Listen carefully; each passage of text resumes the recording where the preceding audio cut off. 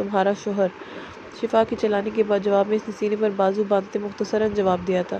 امامہ کی بکواس سننے کے بعد وہ بہت زیادہ غصے میں آ گیا تھا، مگر اپنا سارا غصہ اور غبار اس لڑکی پر نکال دینے کے بعد وہ حیرت انگیز طور پر اب کافی حد تک نارمل ہو چکا تھا۔ ایسا پہلی بار ہوا تھا۔ شماس اپنی کیفیت پر حیران تھا۔ اس نے واقعی بنا کسی قصور کے اس لڑکی کو بہت زیادہ سنا دیا تھا اور امامہ کا سارا غصہ شفا پر نکال دیا تھا۔ میں نہیں مانتی تمہیں اپنا شوہر۔ تم جیسا کم ظرف اور عورت کی تذلیل کرنے والا انسان میرا شوہر نہیں ہو سکتا۔ تم نے دھوکے سے نکاح کیا ہے مجھ سے، ورنہ میں مر کر بھی تم جیسے انسان سے نکاح نہ کرتی۔ تم ہوتے کون ہو مجھے اپنی رکھیل بولنے والے، جس میں نہ تو مردانگی ہے اور نہ ہی غیرت۔ وہ لڑکی خود کو ختم کرنے کی بات کیوں کر رہی تھی؟ کیا کیا ہے تم نے اس کے ساتھ؟ تم جیسے انسان سے تو میں اب بھی کچھ بھی بعید کر سکتی ہوں۔ کیا پتہ اس لڑکی سے شادی کا وعدہ کر کے اس کا استعمال کر کے اسے دھوکہ دے دیا ہو۔ تم جیسا انسان دوسروں کی زندگیاں برباد کرنے کے سوا کر بھی کیا سکتا ہے؟ شفا اس کے مقابل آ کر نڈر انداز میں بولتی اپنا حساب بے باک کرتی شماس بخش کو ایک بار پھر غصہ دلا گئی تھی۔ وہ مٹھیاں مینجتے اسے خاموشی سے بولتے دیکھتا رہا تھا۔ جیسے ہی شفا کی بات ختم ہوئی اس نے شفا کے گیلے بالوں کو مٹھی میں دبوچتے اسے اپنے قریب کھینچ لیا تھا۔ شفا درد سے بلبلا اٹھی تھی۔ مجھے بہت کم وقت لگے گا تمہیں یہ بات منوانے میں کہ میں تمہارا شوہر ہوں، تمہارے اس دل فریب وجود پر اپنا پورا حق رکھتا ہوں۔ اگر میں نے تمہیں اپنی مردانگی اور غیرت دکھا دی نا تو دوبارہ یوں میرے سامنے آنے کے بارے میں سوچو گی بھی نہیں۔ اس لڑکی کا مجھ سے کیا تعلق ہے میں اس کے بارے میں تمہارے آگے جواب دہ نہیں ہوں۔ مجھے تم پر حق حاصل ہے مگر تمہارا مجھ پر 1% رائٹ بھی نہیں ہے۔ دوبارہ یہ غلطی مت کرنا اور نہ ہی آئندہ میرے سامنے اتنی اونچی آواز میں بات کرنا، ورنہ اچھا نہیں ہوگا تمہارے ساتھ۔ اس کی گردن پر جگمگاتے تل کو اپنی انگلیوں سے چھوتے وہ شفا کی دھڑکنیں تیز کر گیا تھا۔ وہ دھیرے دھیرے اس کی گردن کی دلکشی کو محسوس کر رہا تھا۔ یہ لڑکی اپنے لفظوں سے اس کی غیرت اور مردانگی پر جو سوالیہ نشان اٹھا گئی تھی وہ اسے ابھی اس بات کا جواب دے کر ہمیشہ ہمیشہ کے لیے اس کی عقل ٹھکانے لگانے کا ارادہ رکھتا تھا تاکہ دوبارہ وہ اس کے سامنے آواز نہ اٹھا سکے۔ کیا کر لو گے تم؟ شفا نے اس کے سینے پر دونوں ہتھیلیاں جما کر اسے دور دھکیل دیا تھا۔ اپنا حق استعمال کروں گا، بالکل ایسے۔ وہ جھکا تھا اور شفا کے گلابی ہونٹوں کو اپنی سخت گرفت میں لیتا اس کی سانسیں روک گیا تھا۔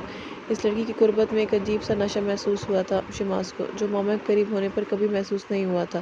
وہ بھول چکا تھا کہ وہ ابھی کچھ دیر پہلے اس لڑکی کو اس کی کیا حیثیت بتا چکا ہے۔ اس کا ایک ہاتھ شفا کی گردن میں پھنسا تھا اور دوسرا اس کی کمر پر ٹکا، اسے الگ امتحان میں ڈالے ہوئے تھا۔ شفا ذرا سا بھی ہل نہیں پائی تھی۔ وہ شخص اس کی سانسوں پر ملکیت جمائے نہ جانے کون سی دنیا میں لے جا چکا تھا۔ جتنی سختی سے اس نے شفا کے ہونٹوں کو چھوا تھا اب اس کے لمس میں اتنی ہی نرمی آ چکی تھی۔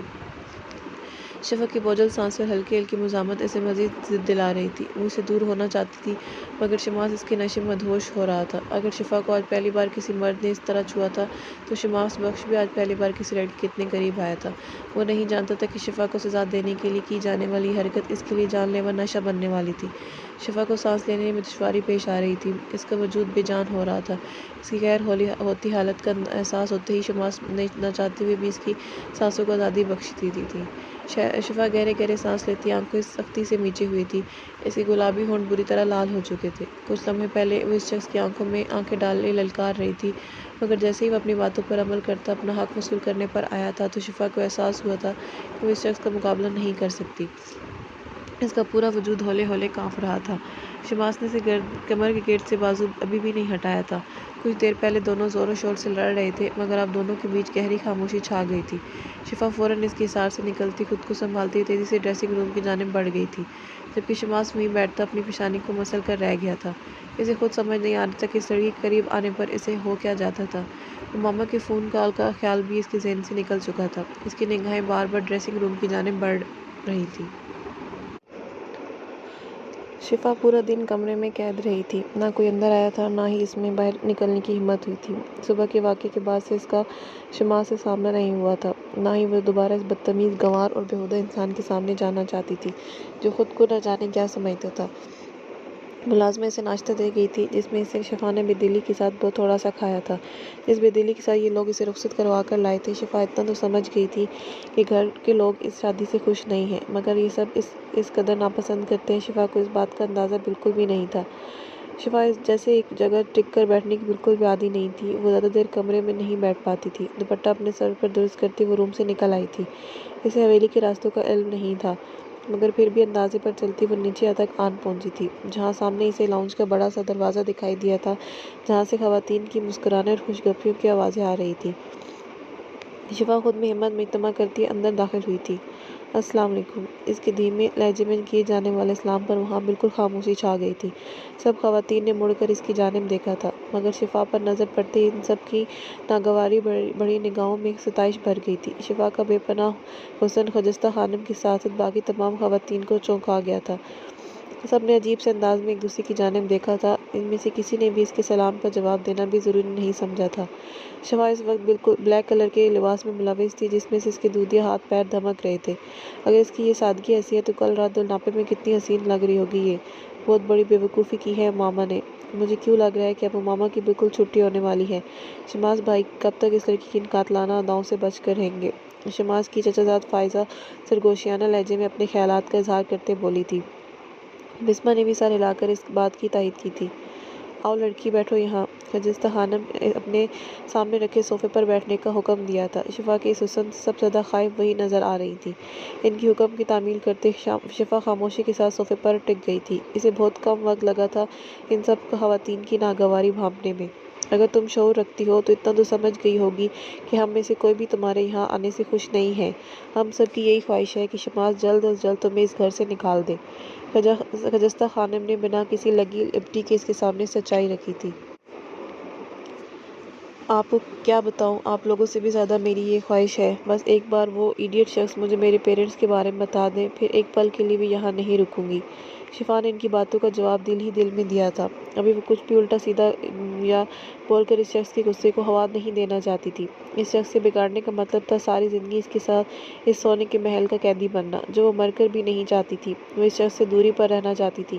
آج صبح جو کچھ بھی ہوا تھا وہ یاد کرتے شفا کے پورے وجود میں ایک سنسنی سی دوڑ گئی تھی۔ تم اس گھر کی نئی نویلی دلہن ہو۔ یہاں کی سب بہوؤں نے خاندان والوں کی بہت زیادہ خدمتیں کی ہیں، اب تمہاری باری ہے۔ آج رات کا کھانا تم ہی بناؤ گی۔ اس گھر کے تمام افراد اور ملازمین کو ملا کر 50 لوگوں کا کھانا ہے، وہ سب تم تیار کرو گی۔ گھر کے مرد حضرات کا کھانا گھر میں ہی کھاتے ہیں۔ کھانا ایسا ہونا چاہیے کہ کسی کو شکایت کا موقع نہ ملے۔ اپنی پہلی کی گئی اتنی بڑی بات کے جواب میں اس لڑکی کی خاموشی دیکھ خجستہ خانم نے جان بوجھ کر اسے یہ کام بولا تھا۔ وہ چاہتی تھی کہ یہ لڑکی ان کے آگے کوئی بدتمیزی کرے اور وہ اس کی شکایت شماس کو لگا کر اسے اس حویلی سے چلتا کرے، مگر شفا کے اب کی بار بھی خاموشی سے سر ہلانے پر وہ حیران ہوئے بغیر نہیں رہ پائی تھی۔ تم نے میری بات سن لی ہے لڑکی؟ خجستہ خانم نے سیاہ دوپٹے کے حالے میں مقید اس کی موہنی صورت کو تیز نگاہوں سے گھورتے پوچھا تھا۔ جی خانم سائیں۔ شفا ملازمین کو انہیں یہی نام پکارتے سن چکی تھی، اس لیے اس نے بھی ایسے ہی جواب دیا تھا۔ اس کے یوں ملازمین کی طرح خانم سائیں کہنے پر خجستہ خانم بیگم نے حیرت بھرے انداز میں اس کی جانب دیکھا تھا۔ یہ لڑکی خود کو ان کے ملازمین کے برابر کیوں سمجھ رہی تھی؟ انہیں لگا تھا اس طوائف کی بیٹی کوئی بہت ہی چالاک اور شاطر لڑکی ہوگی، جو ان کے پوتے کو اپنے ہاتھوں میں کر کے ان سے چھین لے گی، مگر شفا کے چہرے پر چھائی معصومیت اور اس کی غداز سی مسکراہٹ انہیں عجیب سے احساس سے دوچار کر گئی تھی۔ جو کھانا 6 سے 7 ملازمین مل کر بناتی تھی، انہوں نے اس نازک سی لڑکی کو اکیلے وہ کام دے دیا تھا، جس پر بنا اعتراض اٹھائے وہ آرام سے مان گئی تھی۔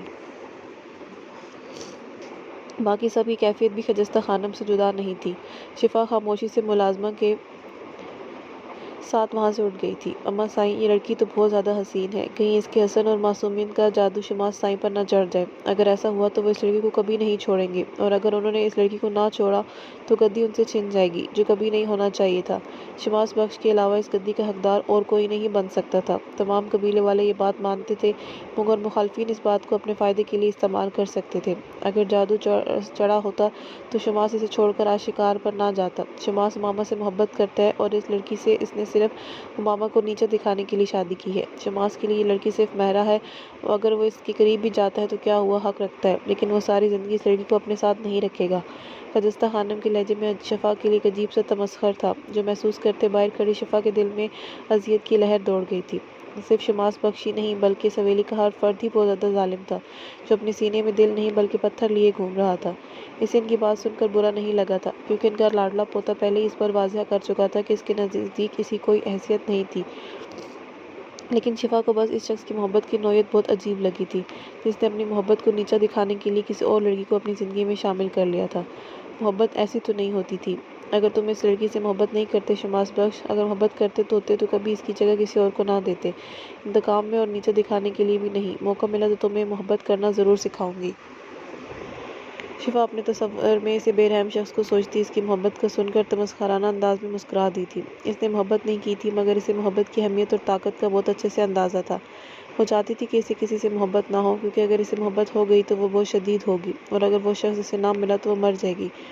شفا اپنی سوچوں پر مسکراتی سر جھٹک گئی تھی۔ اسے پورا یقین تھا کہ اس کی زندگی میں کبھی کوئی ایسا انسان آنے ہی نہیں والا تھا جسے اس سے محبت ہوتی۔ اپنے ہی دھیان میں چلتی وہ سامنے سے آتے شماس قاسم بخش کو نہیں دیکھ پائی تھی۔ تصادم زوردار تھا۔ آہ!